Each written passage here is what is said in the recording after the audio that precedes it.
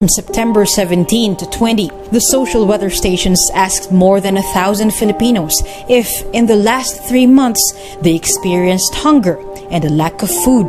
The survey revealed that within that period, 3 out of 10 Filipinos experienced involuntary hunger, or hunger due to the lack of food to eat. More than 5 million families experienced moderate hunger, defined as experiencing hunger only once or a few times. More than 2 million families experienced severe hunger, defined as hunger felt often or always. This is the highest incidence of hunger among Filipinos within the last 2 decades. All records were broken across Luzon, Visayas, and Mindanao. Mr. Secretary General, UNICEF Executive Director, Excellencies and distinguished guests from across the world. We are the Filipino students from Father Saturnino Orius University, representing the Republic of the Philippines. Today, we stand for 110 million Filipinos. At this time of crisis and opportunity, we bring with us the spirit of their enduring commitment to the ideals of our United Nations. Ladies and gentlemen, we will now focus in particular on the challenges and opportunities that currently exist in the Philippines. Nowadays, we live at a time of great contrasts.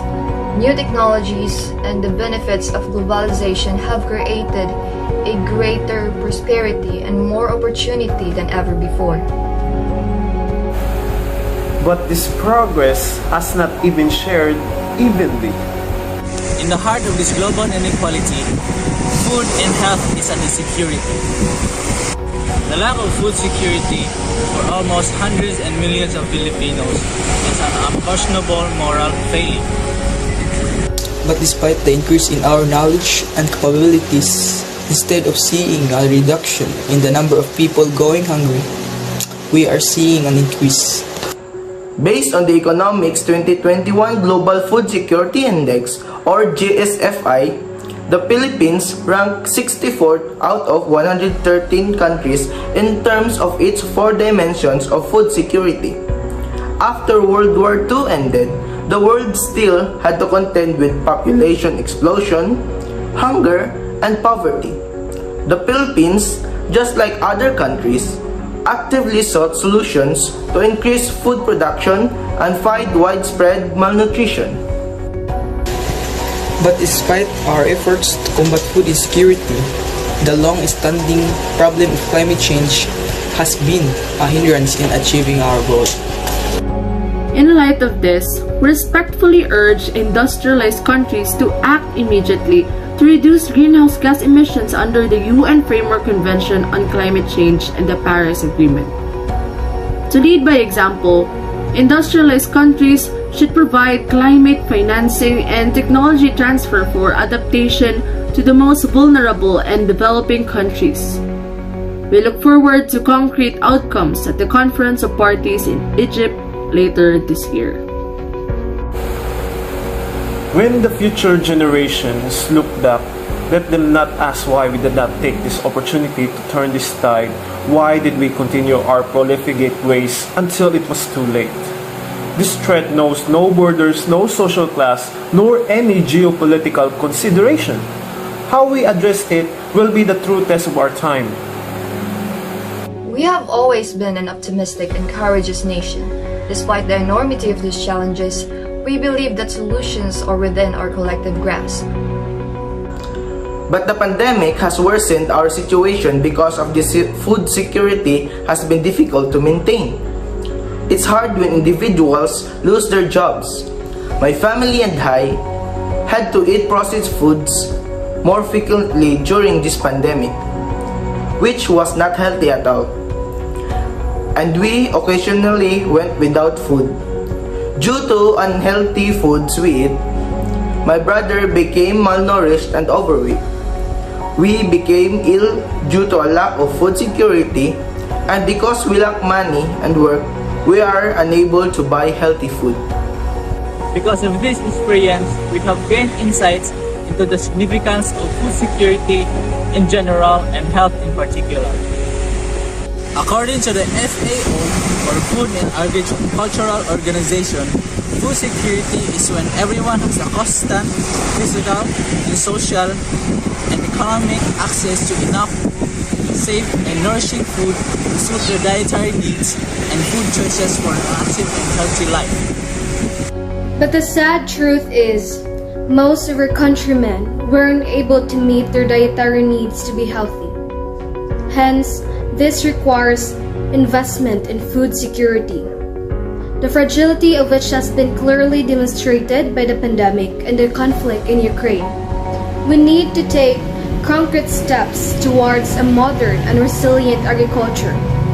Food is not just a trade commodity, nor a livelihood. It is an existential imperative and a moral one. It is the very basis of human security. However, increasing agricultural productivity was insufficient to eradicate hunger. Some people are unable to purchase items that give them access to food security because of poverty and financial constraints.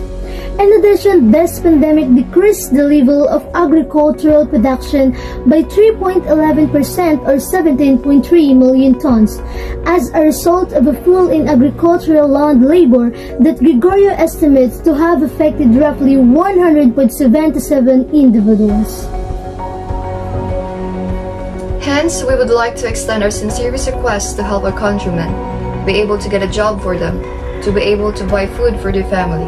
In fact, our government looks forward to possible areas of cooperation where the UN and ILO could extend assistance in terms of employment facilitation. In light of the globalization process and the emergence of new markets and economic relations, food security issues need to be revisited. Our government looks forward to resolute actions from the UN officials who should examine the issue and find viable solutions. Please consider this problem as soon as possible, for it can not only have serious consequences for our country, but also to the rest of the world. Mr. President, addressing hunger is a foundation for stability and peace. We need to transform our food system to make them more inclusive, resilient, and sustainable. The world is ready for transformation, but it is up to all the leaders and the people of the nation to move and shape the transformation.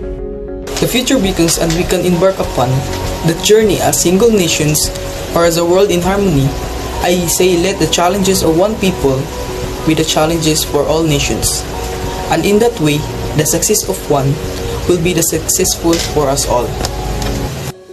The peoples of the world look to the leaders to make this into reality as aspirations of our future. We will not fool them. If we stand together, we will not fool them. If we stand together, we can only succeed. Let us dream.